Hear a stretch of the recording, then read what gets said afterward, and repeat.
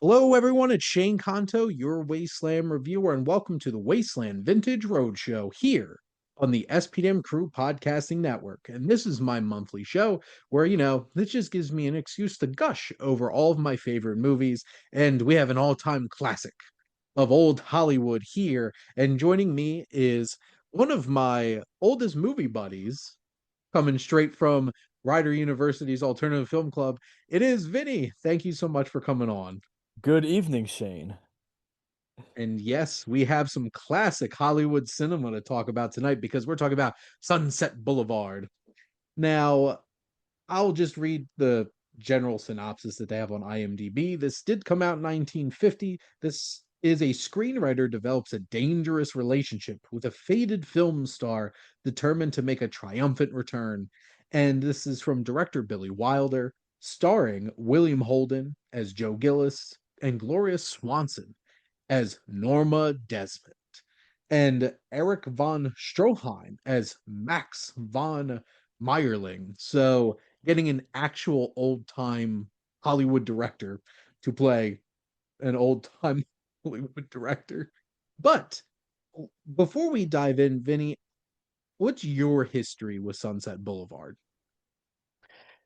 So I watched it for the first time the summer of 2016. What happened was that what would become one of my all-time favorite movies.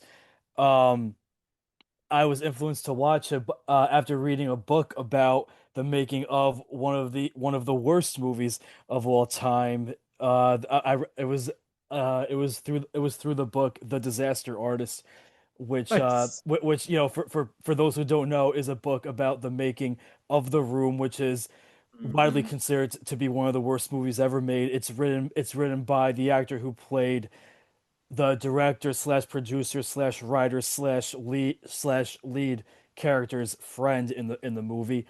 Mhm. And so the book, like, it follows two timelines. Of like, one timeline is about the author Greg Sestero and the friendship, and how his friendship blossoms with Tommy Wiseau. And the other timeline details the actual making of The Room. And the chapters that are in that timeline each starts with a quote from Sunset Boulevard. So that definitely got me interested in watching the movie.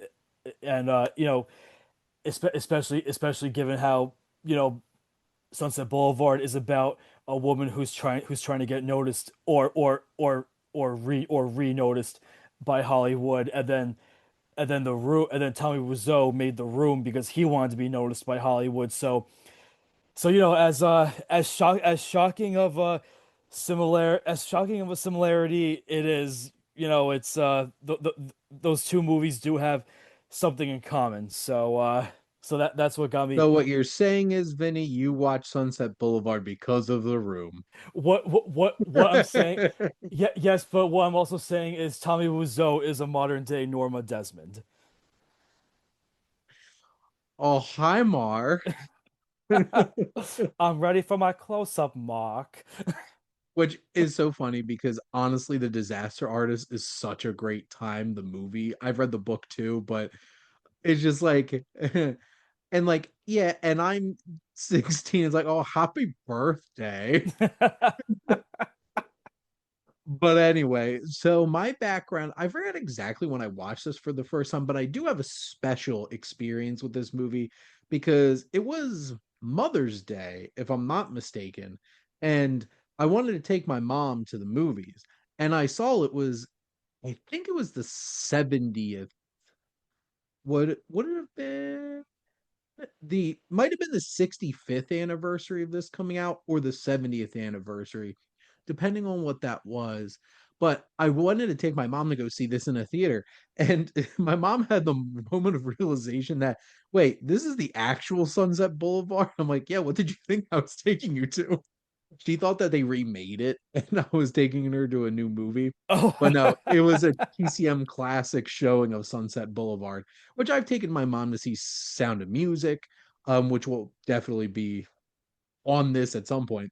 But it was a really special experience. And this is just, if you love old Hollywood and movies about old Hollywood, like this is one of the go-to films for sure. And I do want to get started by talking about Billy Wilder, who made this film. But Vinny, what's your experience with Billy Wilder? So with Billy Wilder, I'm ashamed to say I really haven't seen too many of his movies. Um, if you don't mind, I'm just gonna look up his filmography really quick. I'm sure Yeah, I've I seen. have. So I know some of the, like, you start with The Bad Seed, The Major and the Minor, Five Graves to Cairo, but it was really Double Indemnity, The Lost Weekend, Foreign Affair, Sunset Boulevard, Ace in the Hole, Stalag 17, Sabrina, The 7 Year Itch, The Spirit of St. Louis, Witness for the Prosecution, Some Like It Hot, The Oh, Apartment.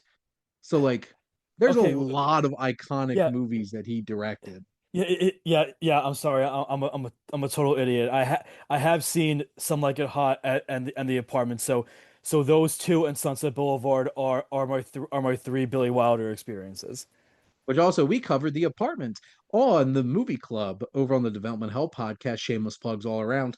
Um, I've s- I've seen quite a few of his films, including I've seen The Front Page, his adaptation of like His Girl Friday, that he made in the 70s, which was one of his last films. It had Jack Lemmon and Walter Matthau in it, which was a lot of fun.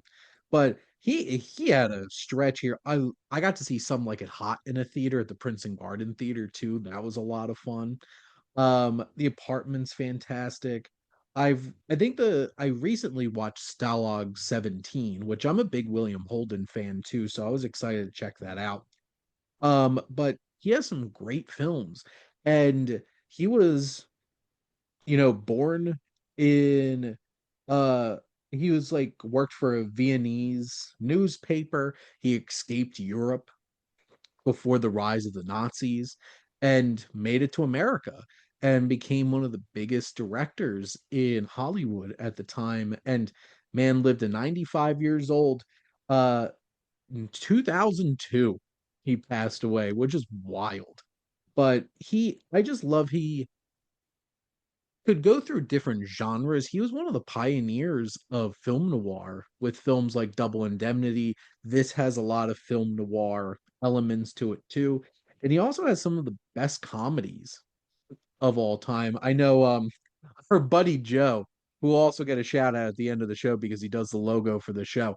But he was perturbed by The Apartment being on like the greatest comedies of all time. He's just like, this isn't a comedy. And I'm like, it's funny though. It is Wait, dark, wait, but which one? The Apartment.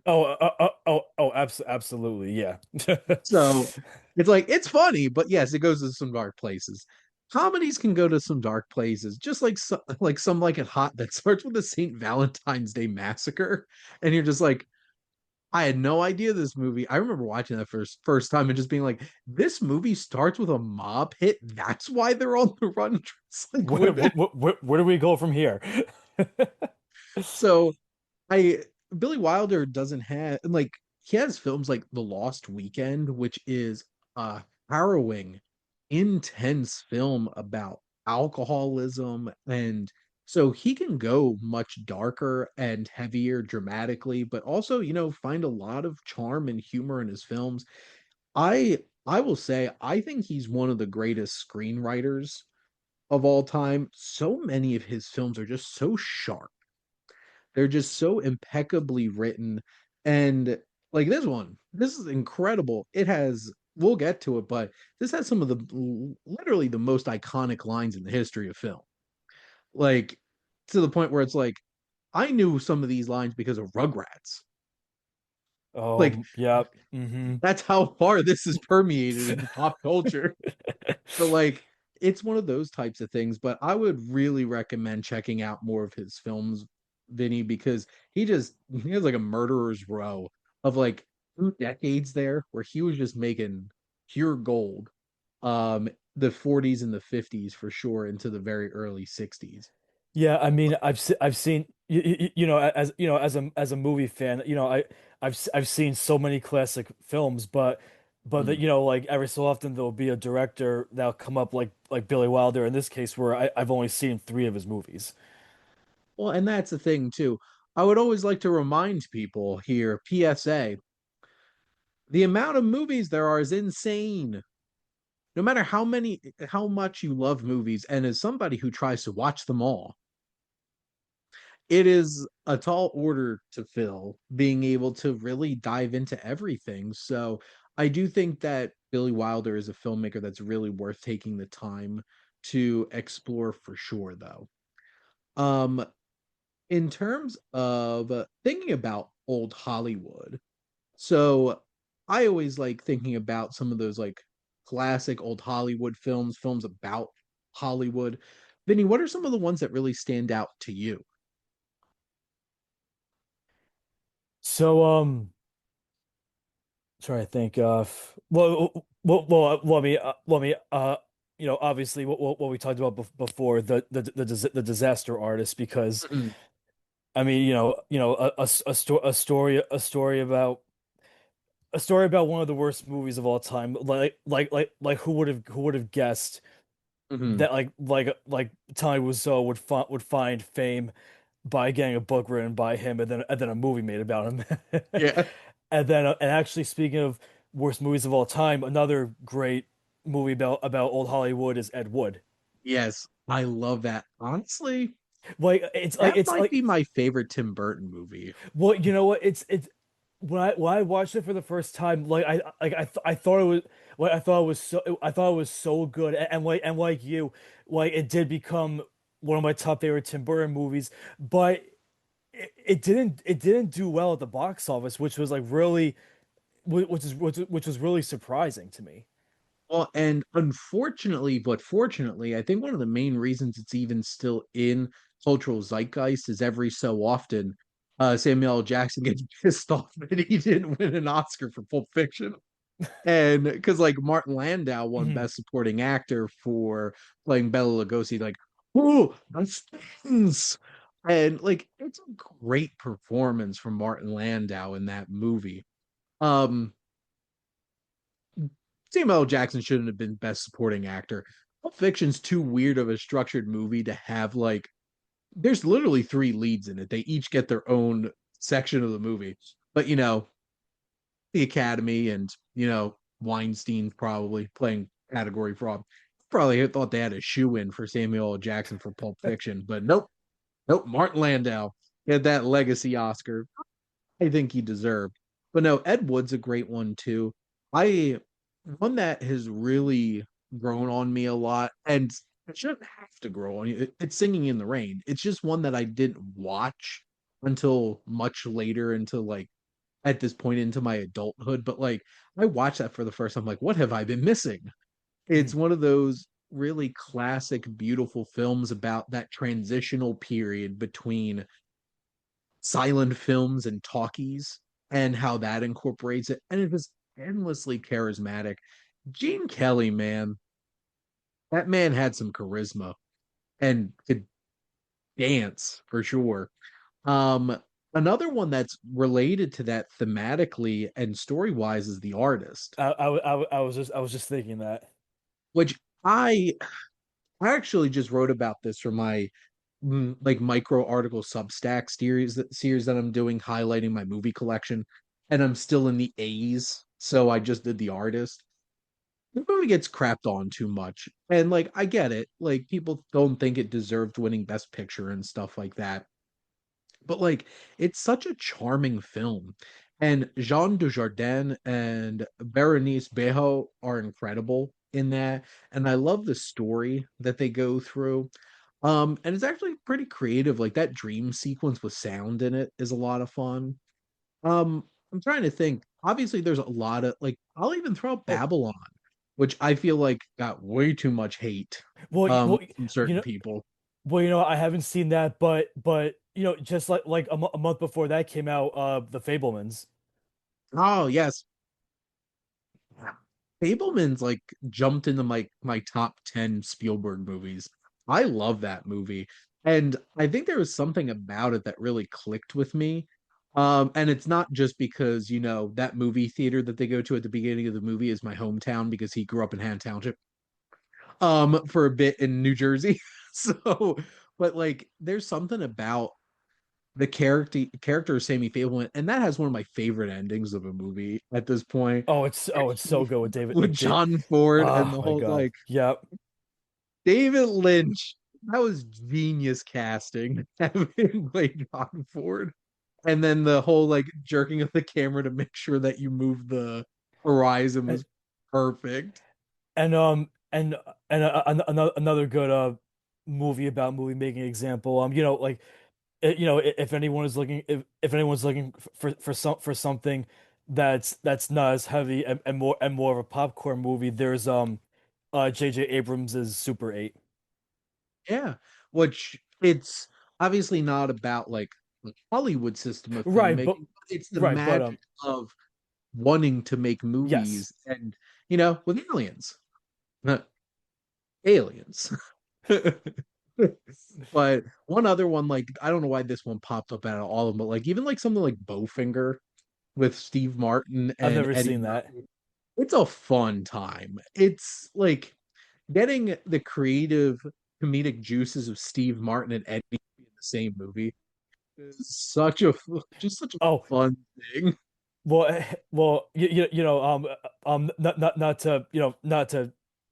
to, not to go like not to spend too much time on this point, but one that I really have to mention, that's also a comedy is For Your Consideration. Yes. Anything Christopher Guest does, I am a fan of. So That's actually the only Christopher Guest movie that I've seen, but I watched it and interesting. I laughed and laughed and like the whole cast is great, but Catherine O'Hara is just so funny, and that is especially the He's so very funny end. in all of his films. Like she's one of the real MVPs of all of them. Fred Willard's always a big like Eugene Levy. I still need to watch Mascots, which is his last one that was like a straight to Netflix movie. But I'm a huge fan of Christopher Guest. But shifting gears Mhm. into our film here, let's set the scene. And William Holden's voice comes crawling in. It's like, you see me, see that body floating there in the pool? That's me. You want to know how we got here? So obviously one of the most obnoxious tropes I feel like in movies at this point, 75 years later, is the you want to know how I got here opening to a movie. But this one is so iconic. It's so good. Like the intrigue of opening up a movie and just having William Holden, who has a voice, like his voice is so perfect for movies, and he's just like setting this stage. You see this big mansion, you see this swimming pool, and just a corpse floating in it, and you get that like shot from underneath of just body him, William Holden, just floating there in the pool. Which this is such a great scene that they spoofed it in Archer when they did a season where he gets shot and then winds up in a coma for 3 seasons. But like it's just such a great way to start a movie. It sets intrigue, it sets the tone, and William Holden just like pulls us right in there for sure. Yeah, absolutely. And I know, like what one of the talking points you sent me were film noir characteristics of this movie, Mhm. and like with this movie, actually, I mean, like I haven't seen a lot of film noirs, but like I've seen enough to know that like you're not it's very unlikely you're gonna get a happy ending, and this movie right out of the gate tells you that you're not like Oh, this isn't nope, gonna you're not getting a happy ending. no. Which this is so great because I would love to see William Holden be in more like noir films where he's like the hard-boiled private detective because I feel like he would get that vibe so perfectly. And it's why his narration throughout this film, which is very noirish, is so perfect. He just has the timbre in his voice, the tempo. He has the attitude. Like the way that he plays is, and because usually it's like a hard-boiled kind of detective, and he's just like, yeah, I'm jaded by the system. Why am I even doing this? And like he just has this vibe that he's so worry worn and world worn, and he's just at this point where it's just like, yeah, maybe I will shack up with this woman who has all this money and I need to hide from people. Um, and he has that like moral gray area like a great noir protagonist does for sure. Yeah, and I'm just I don't know, like I'm just like I'm just thinking about how like how you mentioned you mentioned him being jaded by the system, and like like in this in this case you could say he's jaded against the Hollywood system because Yeah. I mean like he's at the start of the movie he obviously needs money. He's in the middle of typing he's in the middle of typing a screenplay, but you don't know if you don't know if it's gonna you don't know if it's gonna be a success or what. But and then once he meets Norma, like uh, like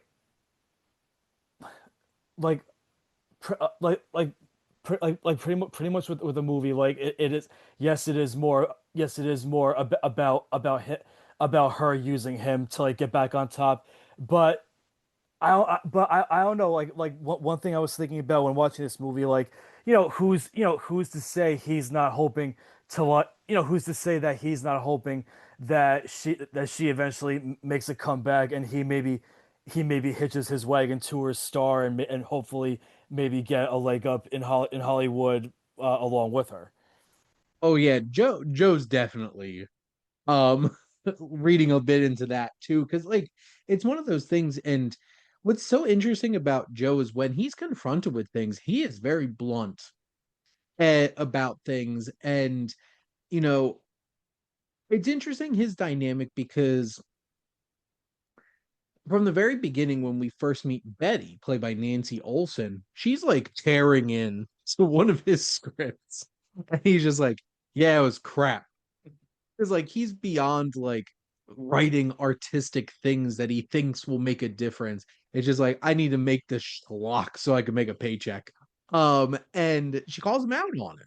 But also she's younger than him. She has this wide-eyed, like I was that lovely sequence with them walking through the lot and Mhm. her being like, I was born into this.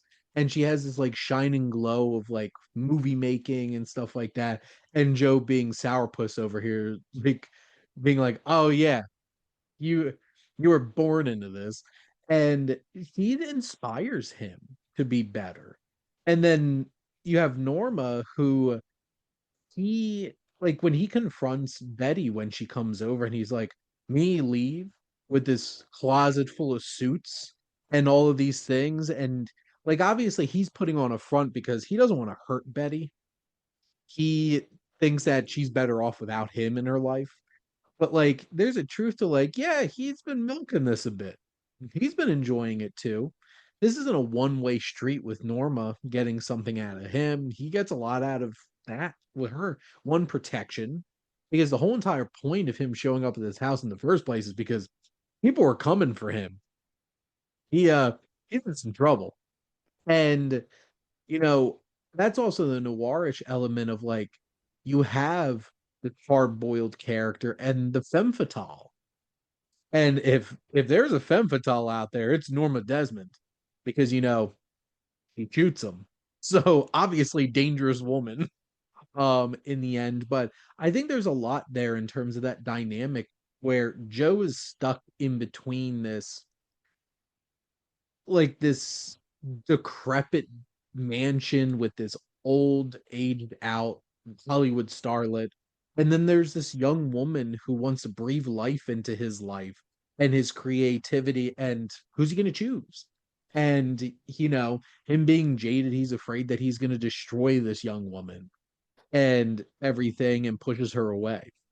Well, one thing that I noticed this time around was, um, what you were saying about the whole dynamic with with Joe being stuck between Norma and who's Nancy Olsen's character? What's her character's name? It's Betty. Betty. So like, you have Norma and Betty. So like, with going back to the scene when Betty and Joe are walking along the Hollywood lot. He asks her, did you ever want to be in movies?" And she told him that I guess she did like a few screen tests, Mhm. but but pretty much the whole time she was always interested in being behind the scenes and writing for the movies. Whereas with Norma, like, she'll stop at nothing to be in front of the camera. And I just thought it was interesting that, like, you have these two women, he has these two women that are having an impact on his life.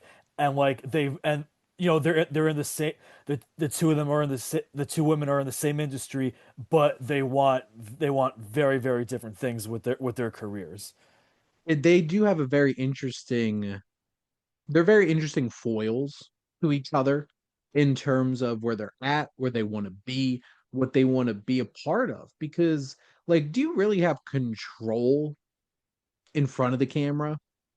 Like, I know there's some actor, like, if you're Tom Cruise, you have control, um, being a star. But like most of the time, the people, like the writers, are crafting the stories. The directors are the ones bringing it to life. There's something different about that. But what you get in front of the camera is the vanity, the you're in front of there, you're out in front, and people are watching you and stuff like that. And that's Norma feeds off of that. Like that scene with the spotlight coming down on her when they're at the lot and she's just soaking it in. But One little detail I always liked about that scene mhm, was when she's sitting in Cecil B. DeMille's chair, just watching everything happen on the movie set. And she, like, because earlier in the movie before that, she bemoans the state of Hollywood and how, like, oh, we when I was working, we didn't need movies didn't need words. I'm sorry, movies didn't need words. They had faces. And then in that scene when she's on the movie set sitting in Cecil B. DeMille's chair, you have the microphone kind of like crossing her vision. And like she kind of like she kind of swats it away. And like, I just thought that was like a nice little joke that went back to the scene where she complains about how talkies are ruining Hollywood. yeah, which is interesting because this is like this is at a point where this is 19, like this is 50. take place in 1950. Uh, I assumed it. They don't say one way or the other. So I assumed it took place in the year it was made. Yeah, because like this is they're 20 plus years deep into making talkies. So like this is where like you know like sound started coming in like 28 around there. So like this is a point where this isn't like early on in talkies where it's just like, oh, this is a fad, this is disgusting. No, it's like Hollywood had moved on. And that's so important with Norma's character is that Hollywood did move on. But thinking about directing wise, Billy Wilder directs the hell out of this movie. Like even from like the opening, like on Sunset Boulevard, like going along the street and everything with the camera. I love these big panning shots across this like the scale that it captures of this mansion from the opening scene. Did you get because just the way the camera move, like, just the way the camera, like, focus, like shows the mansion. And like, Norma is, I mean, she's not living a well, she's living. It's just her and her butler, and like that really gave me Citizen Kane vibes. Like in the beginning of that movie, when the camera focuses on when the camera focuses on what's it called, Xanadu, his Xanadu. mansion. Yeah. Yeah, and then you know like in the you know in there it's Charles Foster Kane and like his maid or his butler or whoever. So I just got like this time watching the opening scene of Sunset Boulevard, like it really, like it made for the first time it made me think about the opening shot of Citizen Kane. I could 100% see that influence for sure, especially because what's this, like, I don't know, 12 years Citizen or Kane, so? I think, was What was 19. that, early 40s? Yeah, it was like 1940 or 1941, I think. Okay, so like only less than 10 years where that I feel like at least had made some kind of impact and influence. Like, I know it wasn't as appreciated upon its release as it could have been because, William Randolph Hearst probably didn't want it to be. But, controlling the media. But it's one of those types of things where, like, I could definitely see that because it's in the it's in that filmic language of like Citizen Kane setting up Xanadu is like the way to set up like sprawling like castle type experience. And this has a lot of that vibe to it. And there's just so many great shots. Like I'm just looking at some of the stills here. There's a lot of dynamic camera angles that give a lot of depth in some of these shots in this mansion. There's these overhead shots where you just see the expanse of like her ballroom and these types of things. I love a few shots like when she's showing a picture and like obviously this is an audio podcast so you can't only Vinny can see this, me posing, but like she's standing there with her hand up and just the light of the projector on Hmm. her. It's just such an iconic shot. The obviously the shot at the very beginning of the film where Joe's just floating in the water and you have that shot from underneath. There's just so many inspired shots all the way up to the iconic shot of her like coming barrel down the middle right at the camera with that I'm gonna kill somebody look at her eye where she is transfixed by the camera.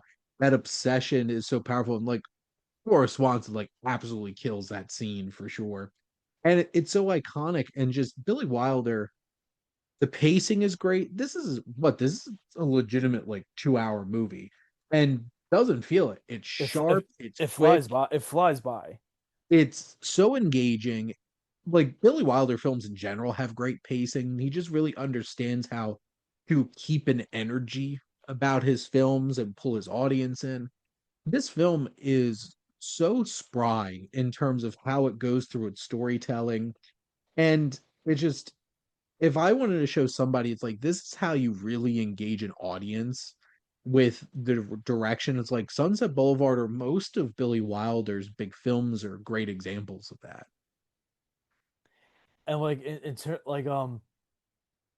talking about Gloria Swanson's, iconic shot like at the end of the movie, like this movie, it really does have like a nice like little meta angle in its casting of Gloria Swanson, because Gloria Swanson was a silent movie actress before, Yes. before this movie. And what I what the genius of that casting is that like her like her face, her face is like she says so, she says so much with like just her facial expressions. So like like not only do you see like how Norma Desmond used to be a silent movie actress, but you see you really see how Gloria Swanson used to be a silent movie actress, of just because of like how expressive she can make her face, how big she can make her eyes, and just it's just such it's such an amazing performance. It's so well rounded in terms of both her character's dialogue and her character's expressions, and I don't know, it's just like it's probably one of my all-time favorite movie performances. It's incredible. Like, someone's like, wait a minute, you're Norma Desmond. You used to be a big star. I am big. It's the pictures that got small. It's just like, damn. Like she just grabs you with some of those line deliveries. And of course, it's like, Mr. DeMille, I'm ready for my close up. And just that experience and just the power that she has. And like this is a big performance. But the thing is, it's big because she is a silent movie star. Performances needed to be big because you couldn't say anything. You needed to express and be able to show everything. Her facial expressions are so strong and powerful and defined that they just pop. Like that face that she has at the end of the movie, it's kind of scary. Mhm. But like it's that powerful. And she has this power, but then there's this vulnerability when she like to use the some terms of today, she crashes out a couple of times. There's moments where she's just like that moment after she like slit her wrists, Mhm. and there's just something so vulnerable about her. And what's so interesting about William Holden's performance in this is he very rarely lets us in or anybody else in, despite the fact that he's telling this whole story. Like, he is so down on the world, there's a lack of feeling there. There's a distance and a disconnect from the world around him. And William Holden just has that kind of presence and that sarcasm that he just sells this character so perfectly. And they have a toxic dynamic with each other because she would be like I would describe as an open nerve where it's just all energy and emotion. And he's just so cold and distant. Like when he's with Betty, he gets playful. And I think that's where he never gets like, you don't see him like super happy and smiling, but like he's playful. He's having fun in his engagement with her. And that's where we see those moments. And I just think William Holden's fantastic in this. And I know a lot of people thought he should have won his Oscar for this instead of Stalag 17 that he wound up winning it for. Even William Holden thinks so. Thought so, I guess. And I was a big William Holden fan. Like I really enjoyed him all the way up through Wild Bunch and especially Network. I think he's fantastic in that movie, which that movie's full of fantastic Oh performances. yeah. And I don't know if I've ever seen any Gloria Swanson films This is the only outs one. outside of this. This is the only one that I've seen with her in it. So like I would be interested to see her as like a young starlet in these silent films. And Eric von Stroheim is an interesting presence too, because he directed 10 films in the late 20s into the early 30s. Uh, and he was an actor as well. But you know, Gloria Swanson's performance in this is just iconic and absolutely towering for sure. One element of this film, speaking of iconic, I don't know about you, but Franz Waxman's score for this, I listen to a lot because it is powerful. It just has, it's one of those, at least for me, the second I hear it, I'm like, Sunset Boulevard. Hmm. And it really sets a tone. Like there's something bit haunting about it, and I think that captures like the noirish feel, but it also feels very big old Hollywood kind of film score that really works for because like this film has scale because of the setting in this mansion and because how big Norma Desmond is as a character. You needed a score that captures that kind of energy with it. Was he a frequent collaborator of Wilder's? It's a good question, honestly. Let me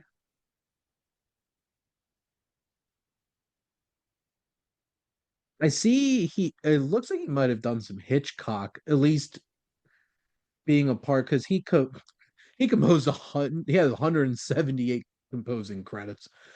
So he worked. He worked a lot. But like I'm like he did Peyton Place, The Spirit of St. Louis, so he did at least some other Mr. Roberts, so he did some John Ford, he did Hitchcock, he did Rear Window. Oh, okay. So he did uncredited work on Stalag 17. So the original My Cousin Rachel. So he did a lot of films from this era, and it looks like he had an interesting mix of filmmakers that he worked with. So he definitely wasn't like, I'm just working with this person. He worked a lot. There's a lot of credits here. So, but I don't know if any of his scores are as iconic as this. And it is a powerful score that really, you need a score that's going to capture the spirit of a film. And this captures the spirit of what Sunset Boulevard's going for sure. Trying to think. The only other real big thing that I don't feel like we touched on that much is, well, we've brought some of these elements up. I just think it's very interesting, like the connections this has to old Hollywood. Like they literally had Cecil B. DeMille in the movie playing himself.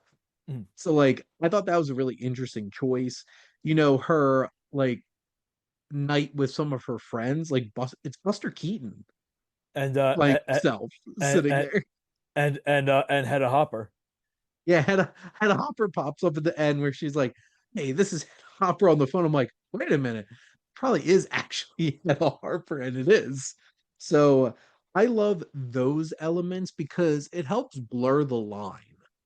Because Florida Swanson's more or less like obviously I don't know what she was like in real life, but from like the outside looking in, she could be playing a version of herself Mhm. where like she had been through all of this and wasn't a big star anymore, but got this opportunity. Like it's an amazing thing that she got this lifeline because back then I don't think there was a whole lot of Helen Mirrens, Judy Dench's, who've been acting for decades and decades and decades and still get to have like meaty roles later in their life. Like Helen Mirren's still in a ton of stuff at this point, and I'm assuming she's pushing close to 80. I would assume so at this point, if not, because like she's still killing it on big time premiere television and in movies. But like back then, like you probably you probably hit 35 and you're like, oh, what an old hag. And then it's just like replaced by younger Well, actresses.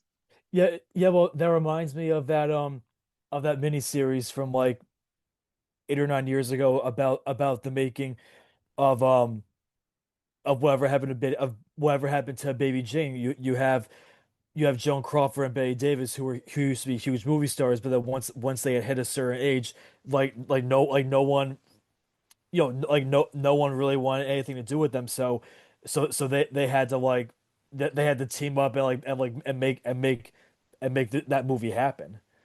Well, and Vinny, that hurt me that you said this miniseries from 9 years ago and started describing like, oh my God, that came from 9 years ago. But like that had Susan Sarandon and Jessica Lange in it, Hmm. right? They were Yes. the two of them. Yep. And like if this was then, they would be in the same spot. They would like not that Jessica Lange and Susan Sarandon are like still like in like premiere roles in a lot of movies, but they still work. And like, you know, well, what the hell was that? Vince Vaughn, what Nona's that came out on Yes. Netflix. Yes. And like Susan Sarandon got to be sexy grandma. Where everybody else looked like a bunch of old Nonas, she got to be like the sexy looking Nona.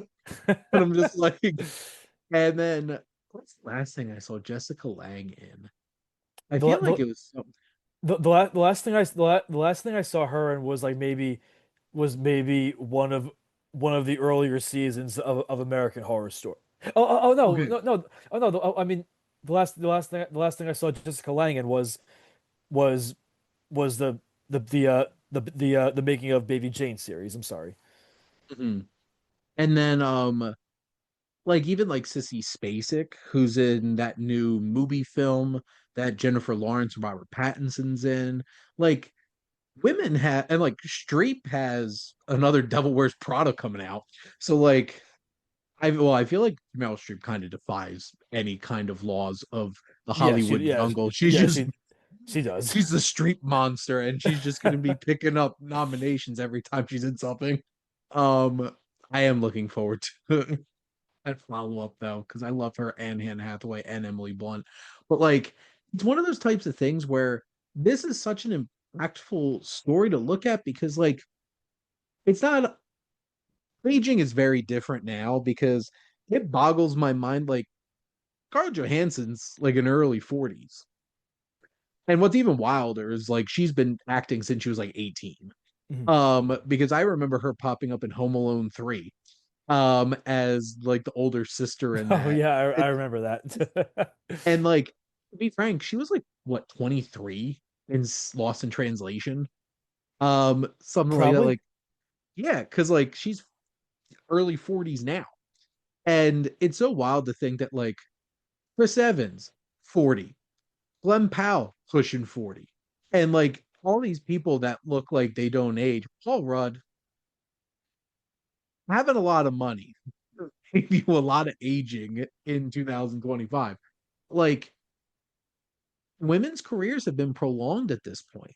Like what was 35 is probably 50 something now, pushing 60. And you can still pop up in things. And like there's actors like I love Carrie Condon and Hmm. Rebecca Ferguson, and I feel like their careers didn't even launch until they were in their 30s, go Yeah. pushing 40. So it's this is such an interesting film from that perspective, and it's a time capsule of like this is how cutthroat Hollywood was. And it's such a fascinating story. And I just love all those little elements that they pop in there of like this feels real and very authentic when you see like also I'm pretty sure this is the only time I've ever heard Buster Keaton say anything. So that was a very interesting little like I did not expect that type of voice to come out of you. It's a lot deeper than I thought it would be. Um but I guess Vinny, are there any other things that you wanted to throw out there about Sunset Boulevard that we didn't really hit on? Uh, no, I don't think so. I think I went through all the I think I went through everything I wanted to say about it. Well, there you go. Well, the gushing has ended. But we have one little fun thing that I proposed to Vinny. I'm trying to add more of these fun little things at the end to, because this podcast isn't about like film critiquing. This is about we love this movie and we're going to talk about why we love it. So we're keeping it fun. Obviously they made a Broadway musical out of this, which they make Broadway musicals about anything and everything at this point. But I do feel like this is something that did make sense that you can make a musical out of. And Glenn Close was the big star on Broadway when this show popped up. Inevitably, Hollywood will circle back around and pull a producers where there was an original version that got turned into a Broadway musical and then got turned into a film. I guess also Mean Girls counts as that too. But I if will. they did make a film version of this, Vinny, who would you cast? I specifically as Norma, Desmond, and Joe Gillis. Hmm. Oh gosh. So while you're thinking, I had this realization about who I'd cast as Norma Desmond, and it's Catherine Hahn. And Catherine. so it's funny because probably the first thing most people know her from was like Step Brothers and Anchorman and stuff like that. But Catherine. Okay, okay, yeah, okay. I'm sorry. I couldn't. I couldn't think of the face for a second, but okay, yeah. so ever since Agatha All Along came out, the for some reason Marvel made a spin-off of that character from WandaVision. And Catherine Hahn got to do like singing performances in that. And I'm like, wait a minute. I think she would have she's big, she's sarcastic, she has that kind of energy. And I think that would be a really interesting thing for her to have this type of role to like sink her teeth into. And it would probably be one of the first big dramatic film roles that she got to really shine in. I'm think you know it's funny the person I was kind of thinking of when you first said Catherine Hahn, like as soon when you said Catherine, I was like, oh, is he gonna say the person who I'm thinking of? But Mm. I'm actually thinking I think Catherine Zeta-Jones. My God, I would eat if well, and I think it would be very interesting because she's not really working like consistently. And she's been in a musical Right. multiple times. Like she won an Oscar for Chicago, which honestly still also is one of my favorite performances of an actress because she absolutely like tears the house down in that. Hmm. But also, fun fact, she was also in Rock of Ages because she was the leader of like the Christian mothers group that wanted to outlaw the um hair metal music in it. But no, Catherine Zeta-Jones would be great. And I think it would be really interesting at her place in her career where she's not really working that much anymore, which is a shame because she's great. I can watch The Mask of Zorro and Chicago again and again and again and again and again. So I really love that choice. I think like oddly enough, the first I don't know why this was the first name that popped up. I thought a Zac Efron would be an interesting choice. Well, you know what? Well, you know what? That could work because William Holden was only like 32 or 33 when he made this. Mm, So you know like an actor as young as Zac Efron could work. Vinny, I'm gonna pull up something, and I'm really wondering. Zac Efron was born in 1987,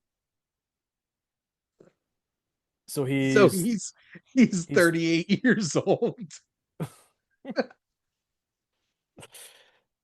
puts things into perspective. It puts things in perspective, but it's 2025, so he could pull up being a 32-year old. Though I thought that was an interesting choice. I'm trying to think like early 30s folks. And this is the challenging thing because William Holden never gives off I'm a young guy kind of vibe. Yeah, that's why I was surprised when I looked him up and saw that he was only like in his early 30s when he made Sunset. Because like I feel like he automatically went to 40, did not pass go, not collect $200, and then stay well, and even by like the Wild Bunch, he didn't age well. And also he didn't unfortunately didn't live that late into life either. He was only 63 years old when he died Oh in wow. 1981.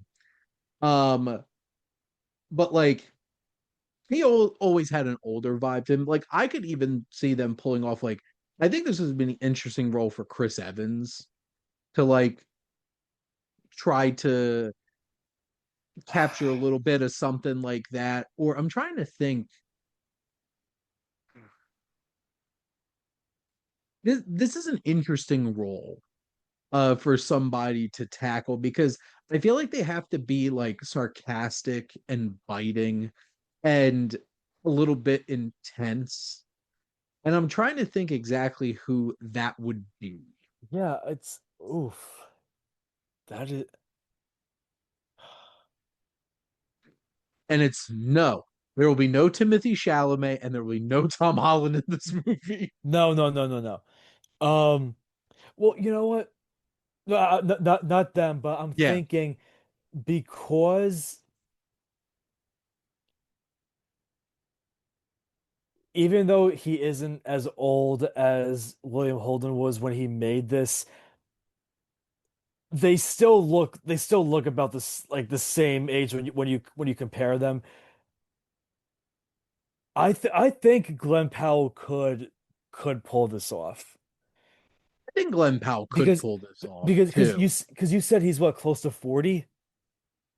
I Okay, I yeah, and think William Holden does look older than he looked does like than 40. yeah. So yeah, Glenn Powell was born in 88, so he's No, 37 years yeah, old. and like he definitely has what he definitely has that screen charisma Mhm. to maybe pull off that character.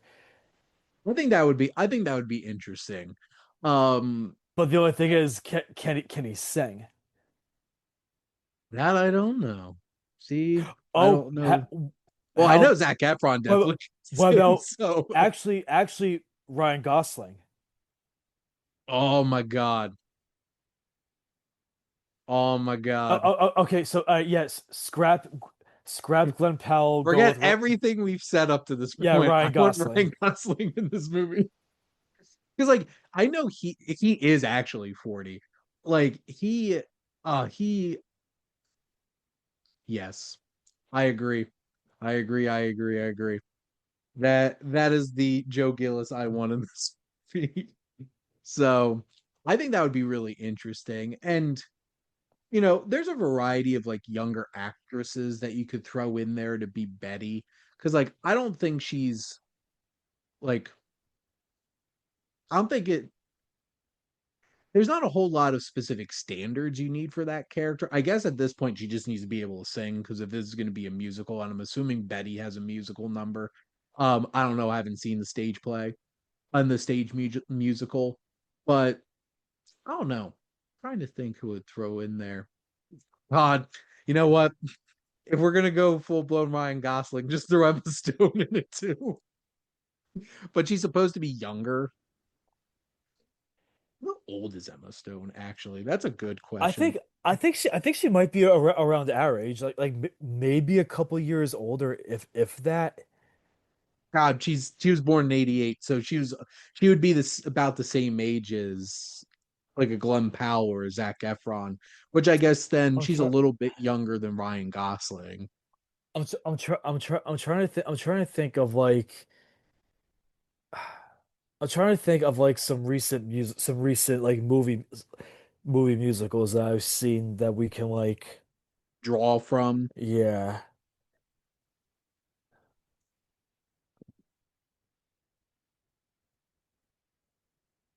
Oh God. Hmm. Anna Kendrick. It You know what? work, to be honest. Yeah, yeah, because even though she's like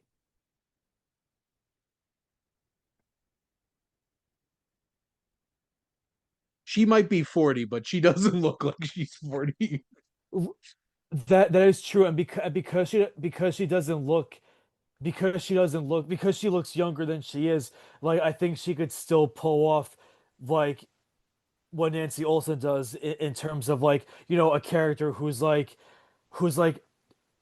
not necessarily new to the industry, but is still trying to like find her footing and her place and like where she wants her career to be. So yeah, I mean that I I think. submit Haley Steinfeld. I think would be Oh perfect. yes, Yes. yeah. We just cast a good movie. Somebody out there has to be listening to but this. now what about Max? You know who I think would be an interesting choice? If you weren't going to go for like an actual director, Jack Black, I think could be an interesting choice to throw in there just from like a stature standpoint and stuff like that. Jack Black, Or when but like Max is a very restrained personality, and I think it would which be an interesting choice. Um, Here's the tricky thing. If he has to sing, I have no idea if any of these directors I'm about to throw out there can sing. Like I was thinking like a John Favreau would be an interesting choice.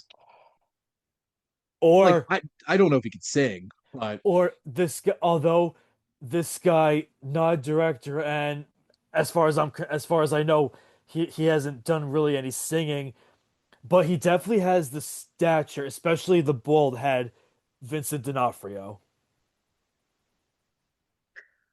I would love it. I would love him to be in more anything. So I'll take it. That would be an interesting choice.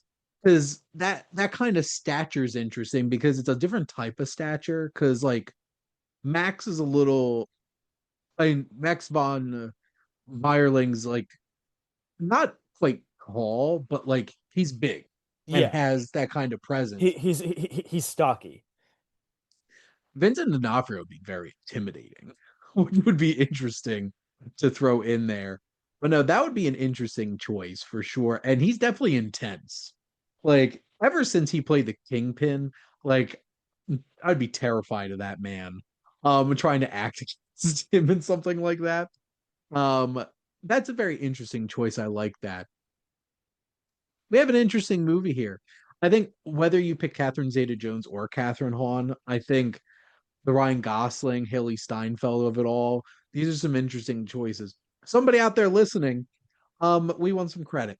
If this was happening. But Vinny, thank you so much for coming on, humoring me, and coming on and talking about Sunset Boulevard. Well, as always, thank you for having me. It was a pleasure. Absolutely. And thank all of you for listening. Make sure to like, comment, and share on this episode. What's your favorite Billy Wilder film or old school about Hollywood type film? Make sure to follow, subscribe wherever you listen to your podcast. The SPDM Crew Podcasting Network is ever expanding. We have so many great shows, a lot about movies, and other interests as well. So there's a little bit of something for everybody out there. And if you're interested in becoming a guest on one of these shows, like obviously, this show always has guests on it, and you want to gush about a movie that you love, or any of our other shows, or if you have an idea for a podcast and want a place to start, reach out to us on our website. And if you like our logo, going back to what I said before, our buddy Joe made a great logo. This is my favorite logo that I have for any of my shows. Absolutely love the work that he did. You should go check out Joe's Etsy store. He's a very creative guy. And most importantly, thank all of you out there for always tuning in and supporting the Wasteland Vintage Roadshow here on the SPDM Crew Podcasting Network.